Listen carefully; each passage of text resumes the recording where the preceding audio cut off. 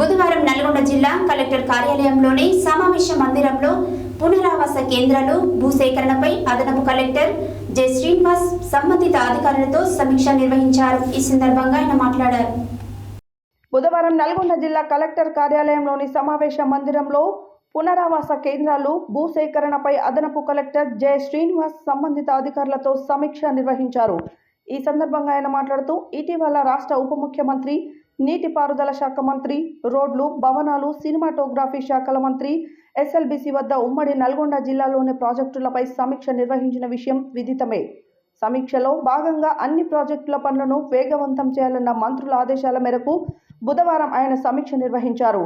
ఇందులో భాగంగా ఆయా ప్రాజెక్టుల కింద రిజర్వాయర్లు తదితర చోట్ల R&R పనులు, అలాగే భూసేకరణకు సంబంధించి ఏవైనా సమస్యలు ఉన్నట్లయితే వెంటనే సంబంధిత శాఖల అధికారులతో సమన్వయం చేసుకుని వేగవంతం చేయాలని చెప్పారు. ఉదయ సముద్రం సర్వేకు ప్రత్యేకించి ఒక బృందాన్ని ఏర్పాటు చేయాలని సర్వే ల్యాండ్ రికార్డ్స్ ఏడీని ఆదేశించారు. డిండి బ్యాలెన్సింగ్ రిజర్వాయర్ పెండింగ్ అవార్డు పనులను పూర్తి చేయాలని, అదేవిధంగా పెళ్లిపాకల కింద పెండింగ్లో ఉన్న భూసేకరణను సైతం త్వరగా పూర్తి చేసి అవార్డు పాస్ అవ్వాలని చెప్పారు.